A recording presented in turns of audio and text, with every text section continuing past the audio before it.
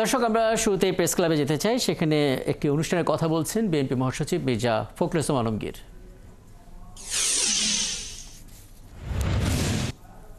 দ্রুত না হয়, সময় ক্ষেপণ করা হয়, তাহলে সেখানে অন্যান্য শক্তিগুলো মাথা চারা দিয়ে উঠতে থাকে এবং তখন জনগণের যে চাহিদা, সেই চাহিদা থেকে তারা পুরোপুরিভাবেই বঞ্চিত হয়।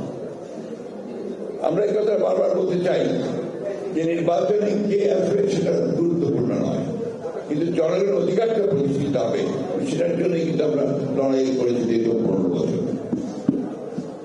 আমি সে কারণেই বলেছি যে এই সময়টা আমাদের দরকার। সত্যিকার অর্থে আমরা বর্তমান যে অন্তর্বর্তীকালীন সরকার আছে, সেই সরকারের কাছে আমাদের প্রত্যাশা অনেক। স্বাভাবিকভাবেই একটা ছাত্র গণঅভ্যুত্থানের পরে আমরা জনগণের প্রত্যাশা অনেক বেড়েছে, কিন্তু দুর্ভাগ্যজনক হলে সত্য যে এখন পর্যন্ত সমাজের যে অবস্থা দাঁড়িয়েছে, সেই অবস্থায় কিন্তু আমরা সেই ধরনের একটা ব্যবস্থা থেকে এখনো নিশ্চিত হতে পারছি না যে আমরা দেশের প্রত্যাশাগুলো পূরণ হবে। এখানে অনেক কথা আছে, প্রত্যেকটি রাজনৈতিক দলের বিভিন্ন রকম প্রোগ্রাম আছে, কর্মসূচি আছে, সেই কর্মসূচিগুলো নিয়ে তারা এগোতে চায়। কিন্তু একটা বিষয় কিন্তু সবাই একমত, একটা নির্বাচন হওয়া দরকার। নির্বাচনটা শুধু একটা দলকে ক্ষমতায় বসানোর জন্য নয়, নির্বাচন যে গণতান্ত্রিক ব্যবস্থা দিয়ে যাওয়ার জন্য একটা পথ সৃষ্টি করা, একটা দরওয়াজা পাওয়া দেওয়া।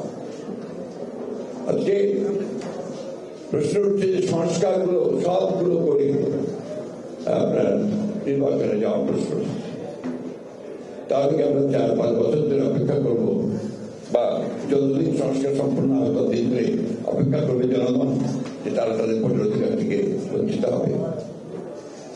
আমরা এখনো দেখছি যে আমাদের আমলাতন্ত্র আগে যে ব্যবস্থায় ছিল, তারা এখনো সচিবালয় থেকে শুরু করে সমস্ত প্রশাসনে তারা একইভাবে তাদের ভূমিকা পালন করছে, কোন রকম রদবদল হয়নি।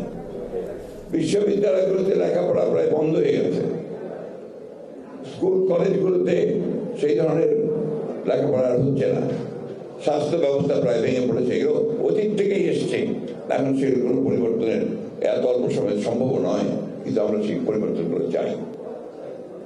সেই কারণে আমরা বলেছি যে নির্বাচন দ্রুত হওয়া দরকার।